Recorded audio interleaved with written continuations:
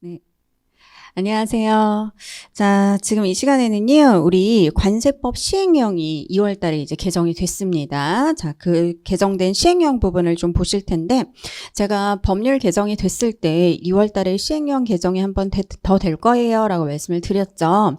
그래서 그거를 보는 거고, 3월 달에 또 시행 규칙이 한번 개정이 될 거예요. 그래서 요거는 1차 시험 전에 개정이 되면 봐야 되는데, 1차 시험 이후에 개정이 되면 2차 하시는 분들만 좀 보시면 될 것 같아요. 일단은 이제 시행령 부분 한번 보실게요. 개정 고치는 방법은 예전과 동일합니다. 1차 교재하고 2차 교재하고 제가 다 적어드렸으니까 페이지 참고하시고요. 자, 첫 번째 개정된 부분은 사실 2차하고는 상관이 없어요. 2차는 관세평가에서 보시는 부분이고요. 관세법에서는 이제 2차에서는 안 보시죠. 1차에서만 수정하시면 되는데 어떤 부분이 개정이 된 거냐면 별거 아닙니다. 자, 요거 제가 별거인 부분하고 별거 아닌 부분은 말씀을 드릴 거예요. 지금 수입항까지 운임 보험료, 그 밖에 운송에 관련된 비용이라는 거에 대한 설명이 이렇게 되어 있었죠. 수입항에 도착하여 본선 하역 준비가 완료될 때까지 수입자가 부담하는 비용. 자, 거기에 대한 표현이 좀 바뀐 것 뿐이에요. 수입항에 도착하여 본선 하역 준비가 완료될 때까지 발생하는 비용이라고 그냥 표현이 바뀐 것 뿐이니까 혹시라도 지문에 나왔을 때 헷갈리지 마시라는 겁니다. 자, 그렇게 보시면 되고요. 두 번째 개정, 이게 중요해요. 요거는 겁나 중요합니다. 요 개정은. 자, 우리 신고를 이제 해요. 신고를 하면서 이제 납부를 했는데 부족세액이 발생하면 수정 신고를 하거나 혹은 세관장이 경정을 할 때 혹은 미납부 세액이 발생을 했을 때 가산세가 붙죠. 우리 42조 가산세 혹은 이제 부당과소신고 가산세도 똑같아요. 이자율이 바뀌었습니다. 1일 10만 분의 25의 율에서 조금 깎아줬네요. 1일 10만 분의 22. 요 숫자가 바뀌었어요. 요건 꼭 챙기셔야 돼요. 아시겠죠? 그래서 지문에 나왔을 때도 이제 1일 10만 분의 22의 율 이게 맞는 거고요. 여러분 2차에서 서술하실 땐 당연히 이제 개정된 내용으로 1일 10만 분의 22의 율 이렇게 써주셔야 되는 거예요. 자, 그래서 이건 너무너무 중요한 거니까 꼭 챙겨 놓읍시다. 꼭 챙겨놔요. 됐습니다. 자, 두 번째 페이지에 가시면 요거는 뭐냐 하면 요 두 개가 지금 덤핑 방지 관세, 상계 관세 이제 재심사에 대한 내용인데 우리 저번에 1월 개정 때 법률 요 부분이 법률로 개정이 됐어요. 한마디로 기재부 장관이 재심사에 필요한 사항으로서 덤핑 방지 조치, 물품 수입 및 징수 실적 등 대통령령으로 정하는 사항을 기획재정부 장관이 조사할 수 있어요. 그렇죠? 여기까지만 개정이 됐고 대통령령이 이번에 요 부분이 신설이 된 겁니다. 아시겠죠? 그래서 요 덤핑 방지 조치, 물품 수입 및 징수 실적 등 대통령령으로 정하는 사항이 뭐냐? 요거는 법률에 있는 거 중복되는 거고요. 그 다음에 가격 수정이나 수출 중지 등의 약속을 했다면 약속 준수 여부를 또 따져볼 거고요. 기타 기재부 장관이 이 덤핑 방지 관세 부과 약속의 재심사를 위해서 조사가 필요하다고 인정되는 또 기타 사항들에 대해서도 이제 조사를 하겠다는 겁니다. 그래서 요게 이제 완벽하게 개정이 됐으니까 요 채로 수정을 해 놓으시면 돼요. 상계관세도 동일합니다. 상계관세도 그래요. 자, 용도세율 같은 경우에는 어떤 부분이 개정이 됐냐 하면 사실 우리가 수입신고 수리 전까지 뭔가 서류 제출을 해야 되는 경우들이 있어요. 뭐 예를 들어서 가장 대표적인 게 할당관세 추천서 제출도 그렇고요. 이제 감면 신청서도 마찬가지죠. 수리 전까지 제출하는 게 원칙인데 수리 전까지 제출을 못했다면 보세구역에서 반출되지 않은 경우에 한해서 수리일로부터 15일 이내 제출할 수 있도록 좀 배려를 좀 해줬죠. 근데 용도관세는 그게 없었단 말이야. 그래서 이 단서 규정이 생긴 거예요.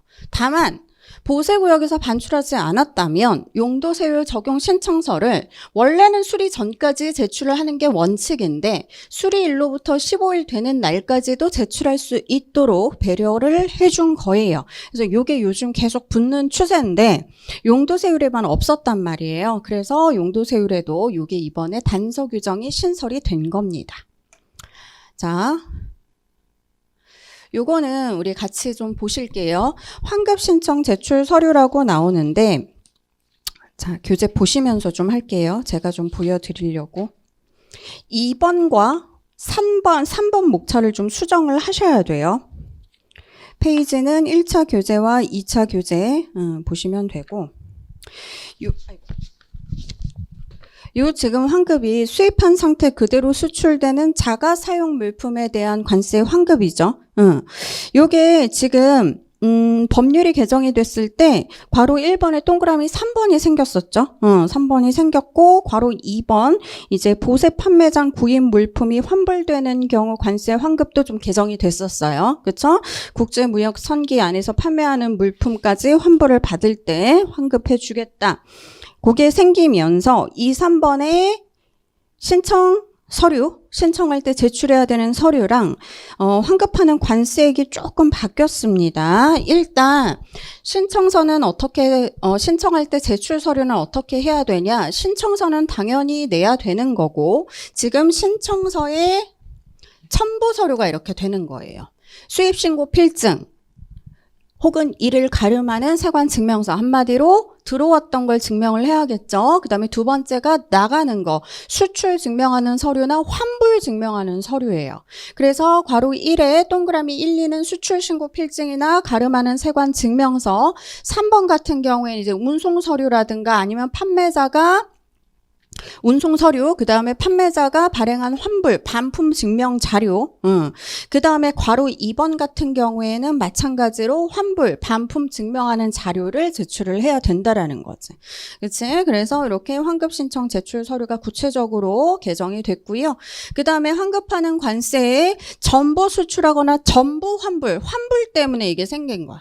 지금 여기까지만 있었잖아. 전부 수출하는 경우, 일부 수출하는 경우만 있었는데 환불되는 경우에도 역시 환급이 되기 때문에 환불하는 경우가 여기 붙은 것뿐이에요. 전부 환불하는 경우에도 전액, 일부 환불하는 경우에는 그 일부 해당 관세액 이런 식으로 아시겠죠? 자, 그러면서 요게 이제 좀 구체적으로 개정이 되면서 환급 청구권 기산일 행사할 수 있는 기산일이 추가가 된 겁니다. 3페이지 2차 교재는 269페이지예요.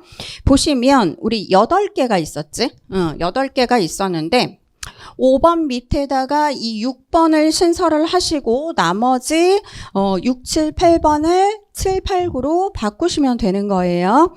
그래서 환급 청구권 행사할 수 있는 날 총 9가지가 있는 겁니다. 자, 6번이 뭐냐 하면 국제무역 선기 또는 보세 판매장에서 구입하고 환불하는 물품에 대해서 환급을 받을 때는 언제 환급 청구권을 행사할 수 있느냐? 어렵진 않아요. 답은 환불된 날. 아시겠죠? 그러니까 이런 게 지문에 갑자기 툭 튀어나온다. 그러면 이런 거 없었는데 하시면 안 된다라는 거죠. 환불되는 경우에도 역시 어때요? 환급이 되죠. 관세 환급이 되니까 환불된 날 관세 환급 청구권을 행사할 수 있어요. 2차 하시는 분들은 8개를 썼었는데 우리가 총 이제 9개를 써주셔야 된다라는 겁니다. 자, 그래서 여기 수출한 상태 그대로 반대죠. 수입한 상태 그대로 수출되는 자가사용 물품 관세 환급에 관련해서 이렇게 시행령까지 다 개정이 된 겁니다. 자, 다음 부분 보실게요. 요거는 사실 그리 중요한 부분은 아닌데 요게 지금 어떤 부분이냐면 괄호 5번은 수정을 하셔야 되고 괄호 6번은 이제 신설이 된 건데요. 자, 우리 용도세율이나 감면이나 분할납부 승인을 받았어요. 그러면 정해진 기간 안에 설치 사용 장소에 반입을 해야 되죠. 그 기간이 수리일로부터 1개월이에요. 근데 요거는 변경할 때야. 변경. 한마디로 요 기간 안에 내가 용도세율을 적용을 받았어요. 감면을 적용받았어요. 그러면 그 규정에서 정하는 기간, 만약에 분할납부 승인을 받았어요. 그럼 분할납부하는 그 기간 내에 설치 사용 장소를 변경하려면 이렇게 하라는 거야. 이 절차가 바뀐 건 아니에요. 요게 좀 추가가 된 거라고 구체적으로 이제 정확하게 표현을 한 거다라고 생각하시면 된다라고 보시면 될 것 같아요. 자, 괄호 6번은 설치 사용 장소 변경 신고서의 기재 사항인데